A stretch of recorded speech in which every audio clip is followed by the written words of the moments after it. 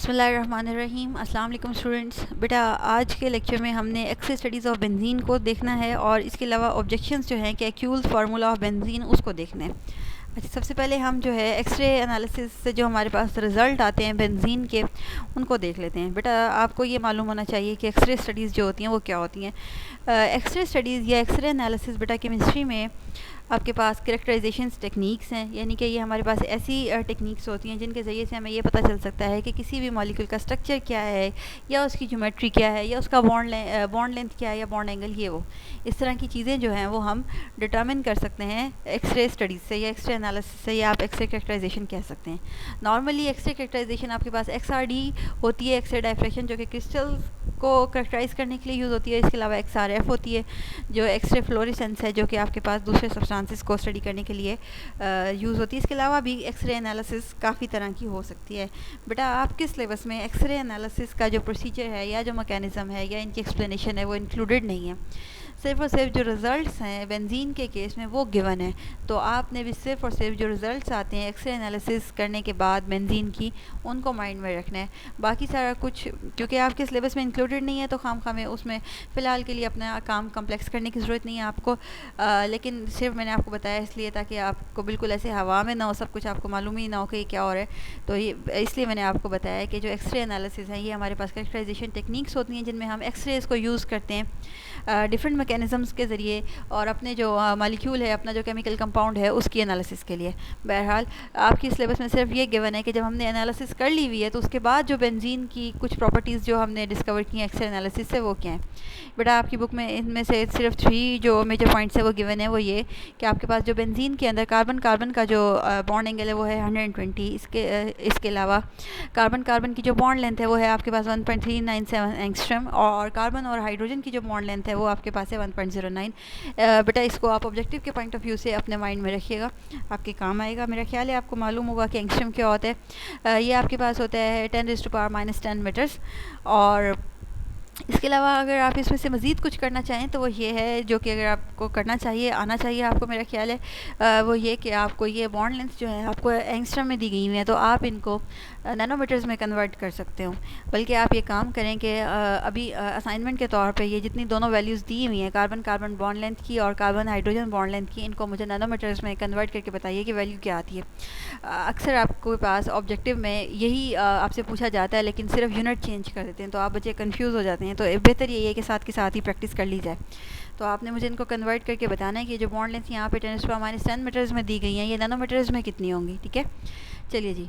अब जो है हमारा मेजर टॉपिक है वो है ऑब्जेक्शन टू कैक्यूल्स फार्मूला। बेटा कल हमने जो है कैक्यूल्स का फार्मूला स्टडी किया था जो उसने बेंजीन के लिए प्रपोज़ किया था, और हमने ये देखा था कि हमारे पास जितने भी मेजर केमिकल रिएक्शंस हैं बेंजीन के उनको हम कैक्यूल्स फार्मूला से जस्टिफाई कर सकते हैं। तो लेकिन फिर भी इतनी सारी जो एक्सप्लेनेशन है वो पॉजिटिव आने के बावजूद भी हमारे पास जो कैक्यूल्स का फार्मूला है उसके अंदर कुछ ऑब्जेक्शन है, उसके कुछ ड्रॉबैक्स हैं, थोड़े से हैं, तो उनको हम ज़रा इस पैराग्राफ में कवर कर लेते हैं।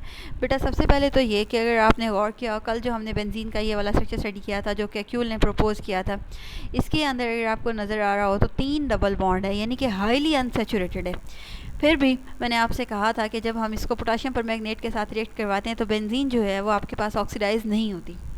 बेटा क्योंकि ये अनसेचुरेटेड है और आपके पास अनसेचुरेटेड सब्सटेंसेस जितने भी हैं वो आपके पास हाइड्रोक्सिलेशन का जो रिएक्शन है वो उनका होता है अगर हम उनको पोटाशियम परमैंगनेट के साथ रिएक्ट करवाएं, जैसा कि आपने चैप्टर 8 में पढ़ा था।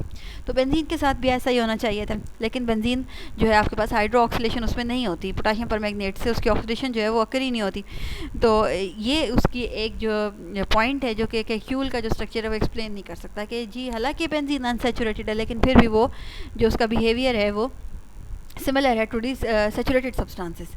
तो ये वाली उसकी एक प्रॉब्लम है कि हालांकि इसके अंदर 3 ट्रिपल बॉन्ड हैं तो पोटाशियम परमैंगनेट के साथ इसको ऑक्सीडेशन शो करनी चाहिए थी, या इस तरह के कि जो दूसरे रिएक्शंस हैं जिनमें जो आपके पास अनसेचुरेटेड हाइड्रोकार्बन शो करते हैं वो बेंजीन को शो करने चाहिए थे। लेकिन जो बेंजीन है कैक्यूल के स्ट्रक्चर के अकॉर्डिंग जो हमारे पास बेंजीन है वो अनसैचुरेटेड है, तो उसको ये वाली जो रिएक्शंस हैं वो एक्सप्लेन करने चाहिए, लेकिन वो नहीं करते। तो ये आपके पास एक मेजर ड्रॉबैक है। इसके अलावा बेटा अगर आपको याद हो, चैप्टर 8 में हमने स्टडी किया था, हमारे पास जो सैचुरेटेड हाइड्रोकार्बन्स होते हैं जैसे कि अल्केन्स जो हैं वो हमारे पास सब्स्टिट्यूशन रिएक्शन शो करते हैं। इसी तरह जो अनसैचुरेटेड हाइड्रोकार्बन्स हैं जैसे कि एल्कीन्स और अल्काइंस वो हमारे पास एडिशन रिएक्शन शो करते हैं। अब क्योंकि बेंजीन का जो फार्मूला प्रपोज किया है कि क्यूल ने, वो हाईली अनसैचुरेटेड है, तो उसको रिएक्शंस जो शो करने चाहिए एडिशन रिएक्शन, लेकिन वो नहीं करती, वो बल्कि आपके पास ज़्यादा आसानी से सब्स्टिट्यूशन रिएक्शंस शो करती है, जो कि कैरेक्टरिस्टिक्स है सैचुरेटेड हाइड्रोकार्बन्स का। तो ये जो रीज़न्स हैं इस बात के पीछे कि हालांकि बेंजीन का जो स्ट्रक्चर है वो हमें ये दिखा रहा है कि बेंजीन जो है हाईली अनसैचुरेटेड है, लेकिन फिर भी वो जो केमिकल रिएक्शंस जो वो शो करती है, तो वो हमें ज़्यादातर हमें इस बात की तरफ इशारा करते हैं कि जो बेंजीन का मॉलिक्यूल है वो हाईली स्टेबल है, अनसैचुरेटेड है नेचर में। तो ये जो 2-4 बातें हैं ये आपके पास के क्यूल का जो फार्मूला है एक्सप्लेन नहीं करता है। तो ये आपके पास मेजर ऑब्जेक्शंस हैं कैक्यूल फार्मूला की। बेटा ये एज सच आपको याद होनी चाहिए, आप भले इसके पॉइंट्स बना लें, शॉर्ट के लिए आपके पास ये क्वेश्चन जो है इंपॉर्टेंट है, इसके अलावा ऑब्जेक्टिव के पॉइंट ऑफ व्यू से भी इंपॉर्टेंट है। इस पैराग्राफ से मेरा ख्याल है आपको काफ़ी सारी इन्फॉर्मेशन मिली हैं, जैसे कि ये कि आपके पास saturated hydrocarbons normally substitution reaction show करते हैं और अनसैचुरेटेड एडिशन रिएक्शन शो करते हैं। और इसी तरह आपने ये लिखना है कि जबकि बेंजीन हमारे पास कैक्यूल फार्मूला के अकॉर्डिंग हाईली अनसैचुरेटेड है, लेकिन जो रिएक्शंस है वो शो करती है सैचुरेटेड हाइड्रोकार्बन्स वाले। तो इनके पीछे की जो रीज़न है उसको आपके पास कैक्यूल फार्मूला जो एक्सप्लेन नहीं करता। बहरहाल बेटा कैक्यूल फार्मूला को एज सच हम पूरे के पूरे को ये नहीं कह सकते कि ये गलत है, हम उसी को एक्सेप्ट करते हैं। और आपने देखा होगा कि हम जो है अपने केमिकल रिएक्शंस में बेंजीन को कैक्यूल वाला जो फार्मूला है उसी को यूज़ करते हैं।